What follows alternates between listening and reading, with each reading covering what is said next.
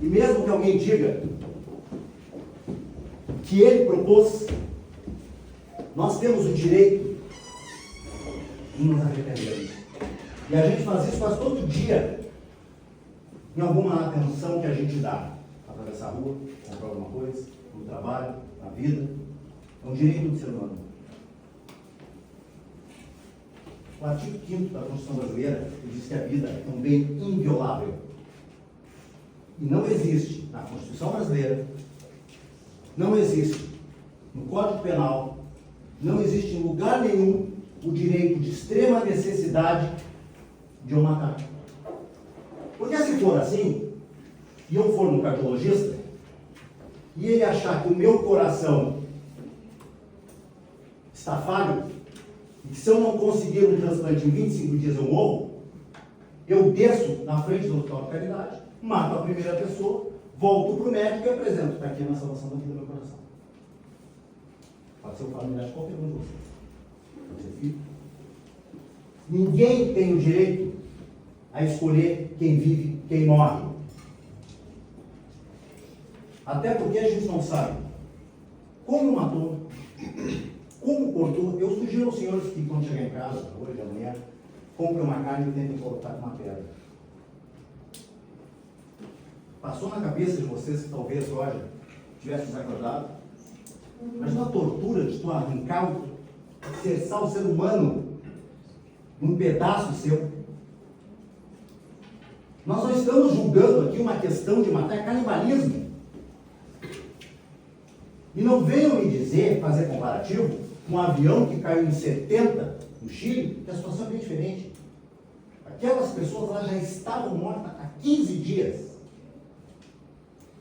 Então, se nós aceitarmos o direito de sobrevivência, o direito, as leis perdem o sentido. Porque daí o mais frágil sempre vai estar à mercê do mais forte. E não é essa a questão. A questão é o direito à vida. É o ser humano, é o respeito com o próximo.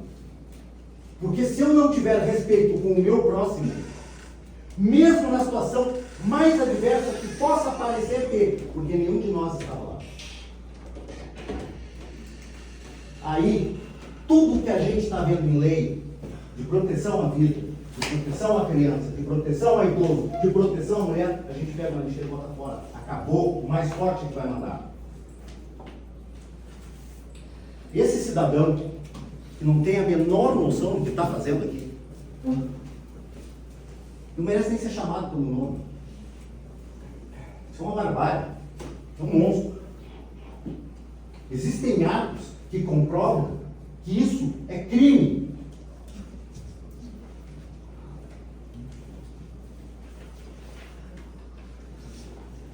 Deusinho, 1970, matou a mãe, cortou o coração, fez guisado, comeu com carreteiro. Caso do Arvoredo, Porto Alegre, data de 1863. Um casal e um açougueiro atraíam as pessoas, matavam, picavam e vendiam no açougue.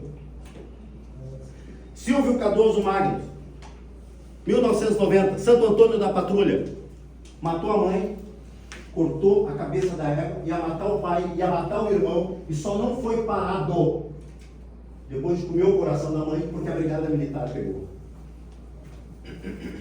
Caso de Garanhuns, 2012. 2 mulheres e um homem atrás de mulheres, sob mutilação tórica, as matavam, tiravam os pedaços e comiam. 2012, condenados. Caso do canibal de Württemberg, Alemanha, 2000. O cidadão botou um anúncio na rede social, vendo se alguém queria morrer para ele provar a carne e guardar. Foi um outro cidadão, passaram uma noite de lua de mel, aliás, um fim de semana de lua de mel, ele matou o cara, cortou em 69 pedaços, congelou e comia cada dia um pedacinho. E ele foi preso porque ele fez uma nova proposta para um belga, já caiu preso. Pedrinhas, 2012, rebelião do presídio de Pedrinhas. O que a facção fez? Pegou os inimigos, tocou fogo, o que sobrou fatiou e fez um churrasco. Esse é o mundo que queremos. Para isso que a gente está aqui. A acusação pede, e meus colegas irão dar sequência nisso, a mais alta pena, para que isso não se repita mais, para que esse cidadão e seus comparsas não fiquem mais na rua. Ou vocês vão botar GPS nos filhos e nos netos de vocês, sob o risco de que um monstro desse pegue alguém de novo e faça isso. Se coloquem no lugar da vítima, que não tem chance de estar aqui para se defender. Se coloquem no lugar da vítima, onde um cidadão desse, uma sanidade fria, calculista, matei matando, cortei cortando, ou se fosse numa praça comer um chocolate. O que pedimos agora é justiça e a acusação.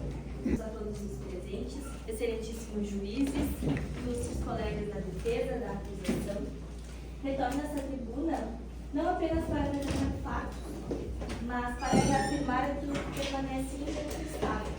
Esse julgamento não se trata de um infortúnio inevitável, mas sim de uma escolha consciente. A defesa buscará, como esperado, sensibilizar esse tribunal. Trará toda a fome, o medo, o desespero, tentará revestir de necessidade aquilo que, em essência, foi uma escolha. O réu que está aqui não agiu sob um impulso incontrolável, não estava diante de um cenário de extrema necessidade. A vítima não apresentava nenhuma ameaça iminente. O que aconteceu ali foi uma eleição de vítima. Eles escolheram que Roger devia morrer. E quando se escolhe quem deve morrer, abandona-se o campo do direito e ingressa-se no cenário da barbárie. A defesa poderá perguntar, mas o que fariam em tal situação, como agiriam?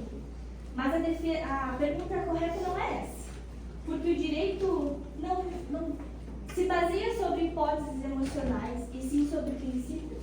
E o princípio aqui é claro: não se pode tirar a vida de outro para salvar a própria. Se aceitarmos o contrário, estaremos abrindo um precedente perigoso. Estaremos admitindo que, diante da diversidade, a vida humana pode ser relativizada, que seu valor depende da circunstância. E uma vez feito isso, quem estabelecerá os critérios? Quem decidirá qual vida vale mais? Hoje foi uma vítima isolada, mas amanhã poderá ser qualquer um. Senhores jurados, nesse caso, o estado de necessidade não pode servir como um escudo para legitimar um ato que fere no essencial do direito penal. Haja vista que existiam equipes de busca, sua procura, a seu favor, e que eles ainda estavam com a comunicação direta, o que, por si só, gera consequência da inexigibilidade do sacrifício. E isso desvincula o estado de necessidade previsto no artigo 24. Ademais, a lei é clara e inequívoca. Artigo 121. Matar a vez. E nesse caso não há nenhum excludente capaz de afastar essa tipificação. Por isso, reforço, esse julgamento não é sobre fome, não é sobre medo. É sobre o limite que separa a convivência civilizada do colapso moral. Se esse tribunal admitir que uma vida pode servir como meio para salvar outras, então nenhuma vida estará verdadeiramente protegida. Diante disso, com base na lei, na razão e na preservação da ordem jurídica, reforço que a única resposta justa e coerente é a condenação do réu por homicídio. É o que se requer. Obrigada.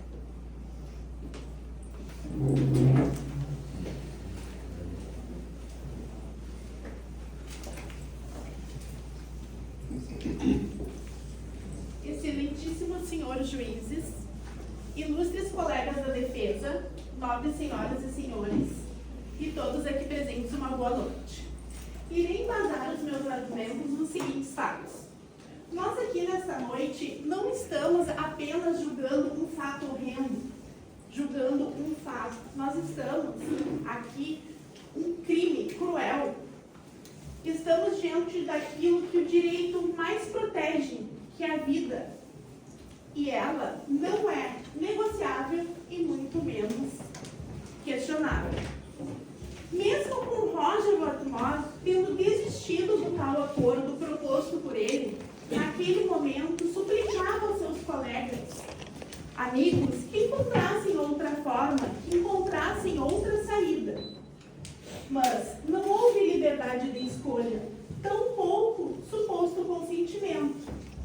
E mesmo assim, nosso querido Roger Wetmore teve sua voz silenciada e sua vida foi ceifada com requintes de crueldade. Para sua carne, senhores, sua carne servir de alimento, ser saciada ao réu, em prol da vida dos réus. Onde está a liberdade de escolha, lhes pergunto? Pois, sem a certeza que o resgate aconteceria cedo ou tarde, a qualquer momento, eles precipitaram a sua morte, preferiram eliminar, desrespeitando o bem maior tutelado que é a vida, senhores. Excelentíssimo. Dentro do âmbito jurídico, não há qualquer dúvida que o réu obteve sim uma conduta perversa, que se enquadra perfeitamente no artigo 121, matar alguém, do Código Penal. Sendo assim, houve sim um crime doloso com intenção em praticar o crime com plena consciência e vontade. Pode-se comprovar que este caso se encaixa no requisito de estado de necessidade. Desta forma, não tem por que não assimilarmos esse caso bárbaro na teoria do crime, pois ele apresenta sem dúvida alguma tipicidade, elucidade e culpabilidade. Portanto, essa noite estamos aqui para pedir a culpabilidade. Porque se este homem for inocentado, o que o judiciário passará para a sociedade? Que em momento de desespero o ilícito se torna lícito? Sem maiores consequências? Porque se abrirmos mão de exceções das normas para caso de necessidade, estaremos comprometendo um caos ainda maior de uma sociedade que é tão fragilizada por natureza. Se ao inocentarmos este homem que está aqui diante dos nossos olhos, esta noite, estamos abrindo mão para a barbárie. Senhoras e senhores, a família do Roger Wetmore chora. Não somente pela sua partida, não somente pela perda do seu tão querido filho, tão querido marido, tão querido pai, mas chora também pela falta de justiça. Justiça por este homem que perdeu a voz, mesmo utilizando seus últimos instantes aclamando pela sua vida. E mesmo assim foi brutalmente silenciado. Justiça por este homem que não está mais junto a nós. Mas é isso que estamos fazendo por ele hoje. Portanto, senhores, pedimos a condenação do réu. Muito obrigada.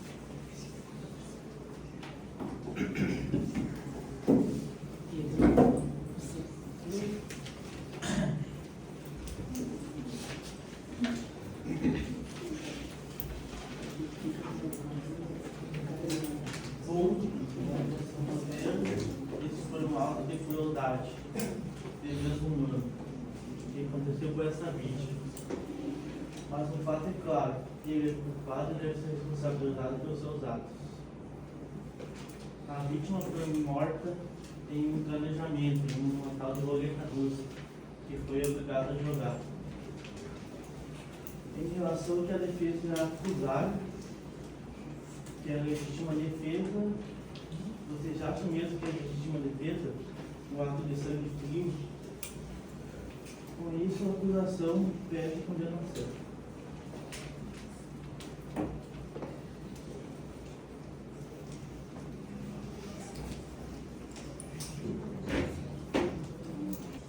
Hoje, então, vamos falar um pouquinho sobre a morte do Sr. Wetmore, uma circunstância muito cruel, que aconteceu dentro de uma caverna com o seu suposto amigo.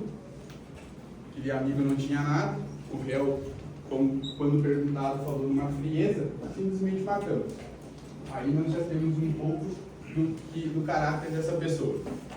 Mas enfim, quando eles ficaram 20 dias, eles conseguiram contato por rádio, certo? Como ele mesmo falou. No primeiro momento, eles falaram com o engenheiro. Esse engenheiro falou que poderia demorar cerca de 10 dias a mais para eles serem retirados da lista. Nisso, teve uma preocupação, já tinha passado 20 dias.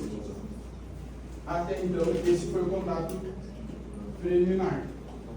Depois, eles vieram de novo, conseguiram contato novamente, após 8 horas, eles ficaram toda essa inércia, sem falar com ninguém, pois, inicialmente pensavam, acabou as pilhas do rádio, mas não. Nos autos consta que teve um segundo momento que eles falaram com o responsável pela junta médica. Nessa conversa, eles perguntaram, vamos sobreviver mais 10 dias? Em momento algum, o médico falou que morreria alguém. Vou deixar bem claro. Vamos lá. Contudo, eles vieram então a falar sobre esse suposto sorteio para ver quem vai ter um fim trágico. Com isso, o Sr. Roger tinha dados. Nesses dados, o réu pegou os dados, jogou e tirou o número X.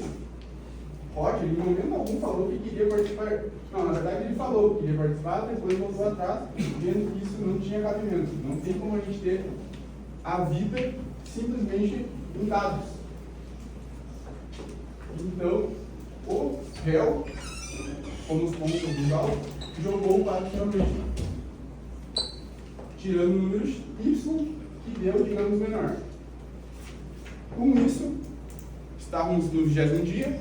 No 23º, o Sr. Whitmore teve uma morte muito cruel, segundo o réu, com uma pedra.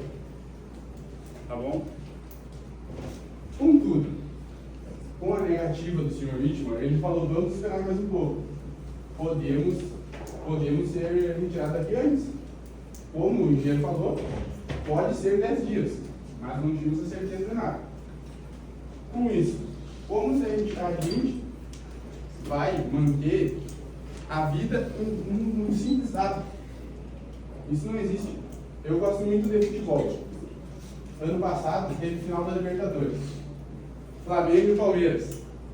Isso repercutiu muita coisa. O que aconteceu? Um torcedor do Palmeiras falou, vamos apostar a vida nessa final. Muita gente deve ter ouvido falar. O flamenguista ganhou a aposta. O Flamengo foi campeão. E nisso, o que aconteceu? A vida. O flamenguista teria direito de matar a palmeirense? Claro que não. A nossa Constituição não deixa acontecer isso. Mas se hoje o réu for inocentado, amanhã já tem uma premissa que o flamenguista vai lá tirar a vida do palmeirense e não podemos fazer nada, porque a gente vai ter soltado o réu hoje. Com a mesma premissa de sorte. A nossa vida é só questão de sorte? Então hoje, com bom senso, peço que o nosso réu seja condenado. Obrigado. Excelentíssimos senhoras e senhores juízes, nobres jurados, colegas de defesa, todos aqui presentes. O presente caso não se trata de um simples caso de sobrevivência. Os réus praticaram de forma consciente e cruel o crime de homicídio qualificado, tipificado no artigo 121, parágrafo 2º, inciso 4º do Código Penal. É importante destacar que o Roger foi o único explorador que se opôs à ideia de matar naquele momento. Ele, inclusive, sugeriu aos demais companheiros do réu que aguardassem por mais uma semana antes de tomar qualquer decisão extrema. Curiosamente, senhoras e senhores, aqui não há coincidência. Roger, justamente por se opor ao homicídio, foi Isso demonstra conveniência e não acaso. A defesa vai tentar nos convencer que a omissão de Roger no momento do sorteio, o que é uma falácia. Roger, 3 dias antes da sua morte, expressamente pediu para ser retirado do acordo, o que prova que não houve omissão, muito menos o consentimento da vítima. Diferente do espírito de união representado pela expressão um por todos e todos por um, o que aconteceu no caso foi justamente o contrário. 1 homem contra 4 homens contra um único indivíduo. A alegação de estado de necessidade que a defesa vai tentar apresentar para vocês também é uma falácia. Ela não se sustenta. No 20º dia de confinamento, Roger conseguiu o contato com o mundo exterior e relatou que ainda havia alimento, embora esse alimento seja escasso. Ou seja, não havia risco imediato de morte. Ainda assim, 3 dias após isso, Roger foi morto. O Código Penal, segundo seu artigo 24, estabelece que o estado de necessidade só se configura quando não há outra alternativa possível. E, senhoras e senhores, nesse caso haviam várias alternativas possíveis, como, por exemplo, esperar mais uma semana, como foi proposto pela própria vítima, aguardar o resgate externo, que já havia sido trabalhado, ou até mesmo permitir que o mais fraco morresse por inanição para assim se alimentar do mesmo. O que prova que o estado de necessidade não se aplica ao caso, portanto também é uma falácia. Estudo da doutora Rosana Rodominski demonstra que o ser humano, após 20 dias de jejum, eles não estavam de jejum, o corpo humano começa a produzir cetonas e utilizar gordura corporal como fonte de energia, reduzindo a fome intensa, mostrando que não havia perigo de morte imediata. Além disso, sob uma perspectiva natural, a teoria de Darwin nos traz que o mais forte tende a sobreviver por mais tempo. Eles não morreriam todos ao mesmo tempo. Poderiam sim ter esperado a morte do mais fraco por inanição para assim se alimentar do mesmo. E a história comprova isso. No caso Cordilheira dos Andes, 16 sobreviventes enfrentaram 2 longos meses em situações extremas. E eles mataram alguém? Não mataram. Somente se alimentaram daqueles que morreram naturalmente, preservando, ainda que em circunstâncias trágicas, a dignidade da vida humana. Diante dos fatos fica claro que não havia justificativa legal ou moral para o ato praticado. Portanto, ocorreu uma escolha não imposta pela necessidade, mas uma decisão consciente de tirar a vida de outro ser humano. Por isso, pedimos a condenação do réu e justiça por Roger Whitmore. Muito obrigado.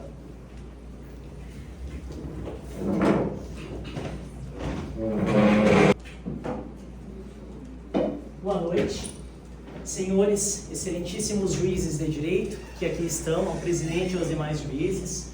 Boa noite ao plenário que aqui nos assiste. Boa noite à nobre, aos colegas da defesa, que são importantíssimos para a democracia, são elencados como o poder da justiça. Não pode existir uma justiça só com juízes, magistrados, só com acusação, com o Ministério Público, ou só com defesa. Todas são importantes. Mas, em suma, ainda mais importante ao que pese, nesse tribunal do júri, que é uma demonstração da democracia, da pujança de uma democracia saudável, são os jurados. Hoje, vocês aqui como jurados, vocês representam a sociedade. O poder do voto de vocês para absolver ou condenar este réu dará consequências das quais nós não sabemos, independente da absolvição ou condenação, em nossa sociedade.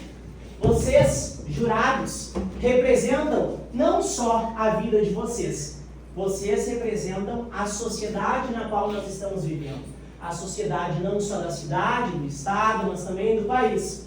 Como perpetuou as falas de vários colegas, o que hoje acontecer aqui será lançado e disseminado para outros entendimentos jurisprudenciais e também doutrinários.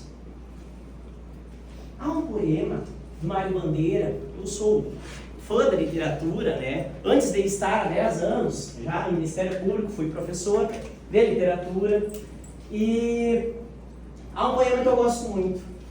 Febre, hemoptise, dispneia, suores noturnos, a vida inteira que poderia ter sido e que não foi, mandou chamar o doutor. O doutor chega, examina e diz: diga 33. 33. Mais uma vez, 33. E o doutor fala, após auscultar o pulmão: o senhor está com escavação no pulmão direito e o pulmão esquerdo está infiltrado. E agora, doutor, o que é possível fazer? Nada. Apenas tomar um bom vinho chileno e escutar um tango argentino. Esse poema não foi possível para Roger. Mesmo que Roger pegasse uma tuberculose na época do mal do século e não houvesse antibióticos para tratar uma doença bacteriana. Não foi possível porque a morte do Roger foi ceifada. Esqueceram que Roger tinha pai, tinha mãe. Esqueceram que Roger tinha esposa e tinha filhos. E é isso que hoje nós devemos pensar. Vale tão pouco a vida? Vale tão pouco? É tão grande, tamanho é o egoísmo, a mesquinhez. Porque como bem o réu disse, como foi cortado? Meu colega promotor pergunta. Foi cortado em tiras. E por que o senhor fez isso? O senhor, o que é arrependimento para o senhor? Houve arrependimento? O réu disse sim, houve arrependimento por parte do Roger. Ele não queria mais jogar os dados. Mas foi escutado esse arrependimento dele? Não. Não foi escutado. Em 1952, talvez muitos aqui que estão nesse plenário saibam, houve um acidente aéreo no qual um avião caiu sobre a Cordilheira dos Andes. Quanto maior a altitude, mais frio, ainda neve. 45 jogadores estavam nesse avião, 45 pessoas. E 45 pessoas sobreviveram dessa queda. Aconteceu algo semelhante, como aconteceu neste caso, no caso Roger? Não. Tá, mas eles sobreviveram, Franco? Sim. Não todos, porque alguns vieram a morrer. Mas eles eram colegas. Nós aqui somos colegas. Eu sou colega dos meus amigos do Ministério Público. Tenho amizade com muitos. Sou colega e tenho amizade, inclusive, com a defesa.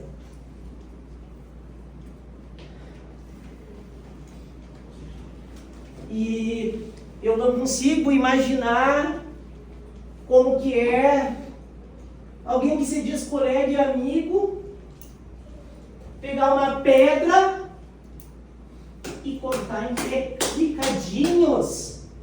Fatiado, né? Gente, Roger e o réu que aqui está eram colegas da Sociedade de Espeleologia, ou seja, ambos eram espeleólogos. Para que nós usemos o estado de necessidade, como bem postulou vários outros colegas, existem critérios que precisam ser usados.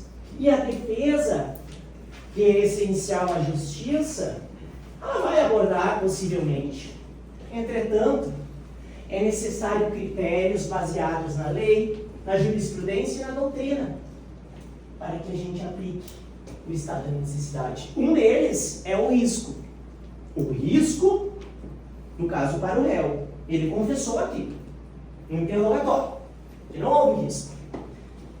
Em segundo plano, não menos importante, quando a gente exclui o estado de necessidade, subsistindo a culpa. E em terceiro, que nas circunstâncias, caso não se possa, fulcrando-se na razoabilidade, o que é fulcrar? É basear. Razoabilidade é um princípio, assim como o direito tem muitos princípios. E isso, com permissão dos senhores juízes, vou explicar para o público que muitas vezes, por vezes, pode ser leigo, né? Nessa área do direito. O princípio da razoabilidade, que é utilizado no nosso direito brasileiro, ele é muito delicado, porque nós precisamos termos um consenso que muitas vezes onde nós aplicaremos ele, a linha será muito tênue. Nós precisamos ter coerência, nós precisamos ter moderação no princípio, e com qualquer excludente da ilicitude que vai tirar a culpa. Só que nós temos a mãe nossa, Constituição Federal. E nós temos o maior bem jurídico tutelado, que é a vida. E no momento que nós excluímos a vida, nós temos problema. Nós temos problema onde nós não vamos conseguir afastar a culpa. No momento, ao que pese a fome, a angústia, o medo, será que Roger também não sentiu isso? Sentiu. Roger que propôs a ideia de uma roleta russa, de jogar com os dados e talvez, quizás, perder a vida. Mas ele desistiu. E ele tentou comunicação. Isso consta nos autos do processo. Ele tentou comunicação. Que uma hora veio a falhar, obviamente, acabou a bateria do rádio, enfim. Só que nós precisamos entender que ele desistiu. Por que ele desistiu? Hoje nós não temos como saber. Poderíamos saber, mas não temos porque ele foi morto. A vida dele foi ceifada. O que nós estamos julgando hoje aqui não é um homicídio do culposo, que não teve culpa. Não. Nós estamos aqui com um réu canibal. E no interrogatório dele ele já falou isso. Ou melhor, um assassino. É um assassino. O Ministério Público, a defesa também vai poder alegar isso. Há mais de 10 anos eu trabalho no Ministério Público e a gente escuta muito isso. Ministério Público só condena. Não. Ministério Público também absolve. É a absolvição ou condenação que nós podemos pedir. Só que hoje, nós pedimos a condenação. É impossível. Por quê? O Ministério Público é o guardião da sociedade, é o fiscal da lei. É incabível nós pedirmos a absolvição deste caso, do caso Roger e deste réu. Uma vez que, caso peçamos isso, pergunto a vocês e deixo o questionamento a todos que estão aqui nesse plenário: qual a necessidade do direito? Qual a necessidade do estudo? Voltamos ao juízo natural, justnaturalismo, não precisamos de lei. Cada um faz o que quer. Como bem disseste meu colega da acusação, minha mãe precisa de um transplante de rim, eu saio na rua, dou um jeito de matar alguém, pego esse rim no mercado clandestino e pronto, está resolvido. Estado de necessidade, era necessidade? Não é assim que a gente aplica o estado de necessidade. Muito obrigado.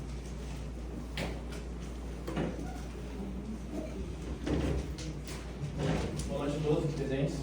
Eu venho retomar e falar sobre um ato cruel e desumano feito pelo réu. Venho retomar para vocês, eu peço que o juiz aqui pense no que aquele homem sentiu de saber que vai ser sacrificado, que pode ter sido ou não, ele pode estar morto, desmaiado no momento, mas está sentindo a carne sendo rasgada, sendo mastigada, sentir a traição dos seus colegas. Ele voltou atrás da decisão de jogar os dados. Tentou falar, se comunicar, não foi ouvido. Foi assassinado cruelmente. O réu falou. Não estava num ambiente desesperado. Estava num ambiente tranquilo. Mas nós estamos num ambiente tranquilo. Imagine matar o colega do seu lado, rasgar a carne dele em tiras com um pedaço de carne, de pedra. Imagine a sensação disso. Você consegue se imaginar fazendo uma coisa dessa? O réu, ele cometeu isso. Não pensou 2 vezes.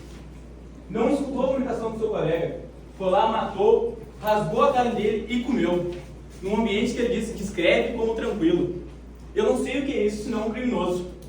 Eu não vejo maneira ou jeito de absolver este homem. O crime que ele cometeu, o jeito que ele falou, ele parece que debochou em falar que cortou em tiras, de modo calmo. Não sinta arrependimento dessas palavras. Ele foi lá, matou seu colega, Eu peço que vocês pensem nisso, nos sentimentos de Roger, nos seus pensamentos, o que ele pensou no último momento, a traição que ele sentiu, como ele se sentiu. Estamos aqui para ajudar esse homem, não só pelo crime hediondo que ele cometeu, mas que fazer justiça pelos últimos momentos de Roger. Ele estava lá com seus colegas, desesperado, sentindo fome também. Só foi tirada ali a esperança que ele tinha de sobreviver, de sair daquela caverna, de rever sua família. Precisamos condenar esse homem pelo Roger, pela justiça por ele. Eu peço que todos pensem nisso. Pensem no que ele fez. Pensem no sofrimento que Roger passou. Ele foi abatido pelos seus colegas conhecidos, seus amigos, foi traído. E eu não vejo, de maneira alguma, olha, direção, não vejo como absolver esse réu. Temos de ter justiça por Roger. Agradeço a todos pela atenção. Boa noite, senhores e senhoras presentes neste júri.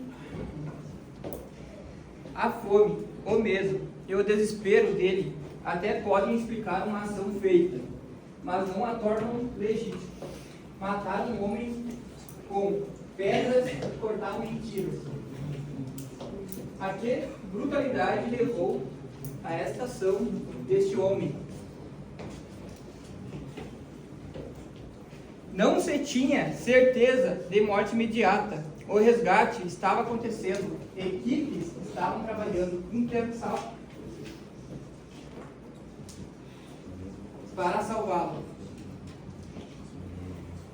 Além disso, não se pode afirmar que todas as alternativas haviam se esgotado. Os próprios acusados informaram por rádio que os alimentos estavam acabando e não que haviam acabado. Isso levanta uma dúvida fundamental. Foram realmente exploradas todas as alternativas e possibilidades de resistência antes da decisão de matá-lo, matar Roger, com um ato tão cruel, com pedras, cortá-lo em tiras? O direito não pode admitir que a necessidade transforme um homem em juiz da vida de outro. Roger não escolheu morrer. Ele não renunciou ao seu direito à vida. Roger foi escolhido, sacrificado e morto pelo próprio companheiro. E isso não pode ser tratado apenas como um ato de sobrevivência, mas como a violação mais grave do direito. O direito à vida.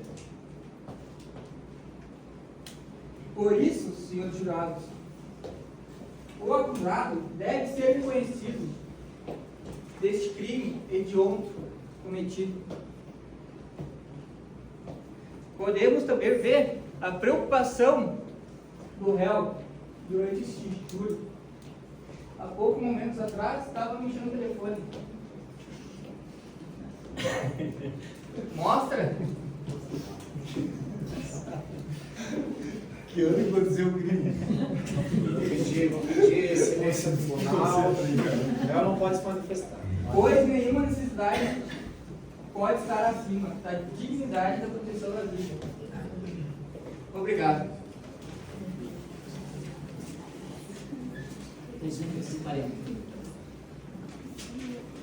Boa noite a todos, sou o advogado da acusação. Caso todos os presentes que reflitem comigo. Pense um parente amado de vocês que ficou preso em um lugar onde levaria 10 dias para conseguir retirar ele e outras pessoas que estavam junto com ele.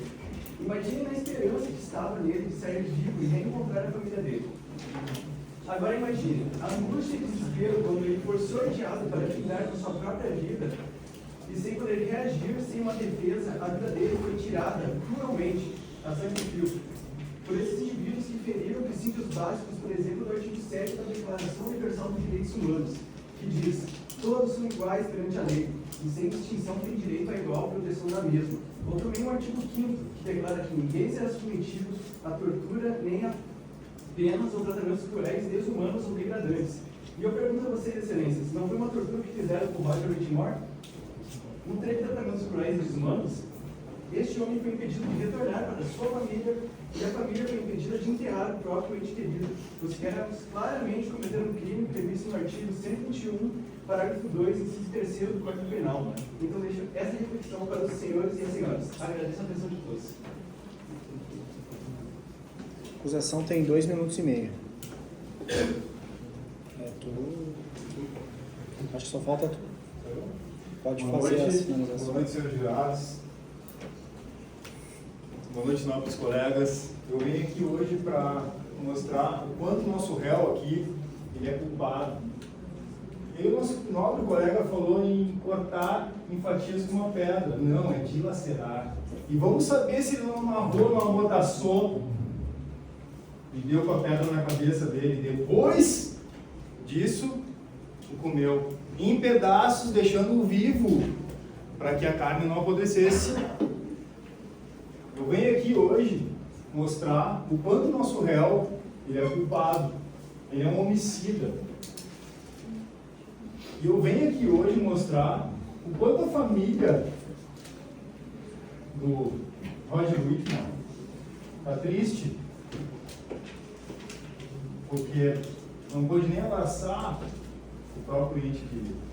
Mas vamos falar daquelas outras 10 pessoas que estavam lá tentando tirar eles de dentro da caverna, que morreram tentando salvar quem lá estava comendo uma pessoa, quem lá estava mostrando que era um canibal. Senhores jurados, júri, eu venho aqui hoje demonstrar o quanto o réu é culpado de homicídio. Todos já falaram que o artigo 121 matou, é morte. Mas eu venho mostrar para vocês o quanto foram, além de ser o amigo dele, eles tinham total independência intelectual, discernimento para pegar e dizer, não, cara, vamos segurar mais um pouquinho, vamos tentar, mas não, eles não quiseram fazer isso. Eles simplesmente olharam para o Whitmore, pegaram uma pedra e o cortaram em pedaços. E se alimentaram de uma vítima, de uma pessoa. Muito obrigado. Bom, encerrado